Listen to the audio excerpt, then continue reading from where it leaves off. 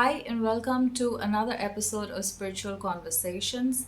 Today, we will be talking about how to know which is the best spiritual process for you. These days, there is so much information on the internet, and though it is great to have this much information at our fingertips, at times this can be very overwhelming and confusing. So, in this video, I wanted to talk to you about some of the ways in which you can find the process which best suits you. First, what is a spiritual process? A spiritual process is basically a way of life that we choose to live by. And since it's a way of life to live by, it needs to be easy, it needs to be time saving, sensible, and fruitful. Spiritual processes can go from very elaborate to very simple processes depending on how much time you have, how much interest you have in the topic, and what your ultimate goal is.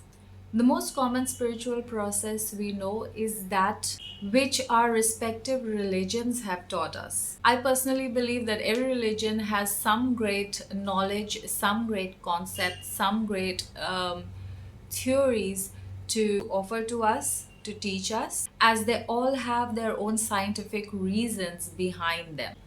But I also believe that every individual is different in their genetic makeup, in their characteristics, in their level of patience, in their logic, etc. So, where religion is more rigid, me as an individual, I like things to be more flexible. I like it to be more free flowing. I like to question, apply my own knowledge, own understanding, and learn from my mistakes. And through a lot of questioning and research, I realized that God or the Creator is not so rigid, life is not so rigid. We were put here to enjoy this life, to explore, to question, to make mistakes, to learn, to grow, and to evolve. So, if you're anything like me and want to find your own way but don't know where to start, here's a few steps that can help you get started. Number one, when you think of spirituality or of life, what is that biggest question in your mind? What is the most burning question in your mind? Find that out and do some research on it. Number two, keep an open mind and listen to what everyone has to say about your question and settle on the answer or on the concept that makes most sense to you.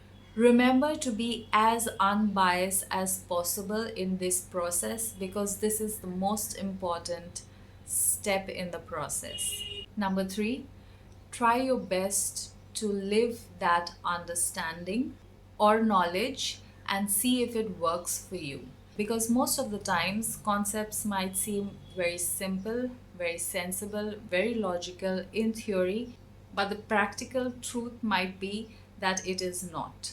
So, your process must be practical. Number four, don't be afraid to change your vision and your version as and when needed because this journey is ever changing, ever evolving. We are always learning and growing. So, what might seem sensible today might not seem the same a few days, few weeks, a few months down the line.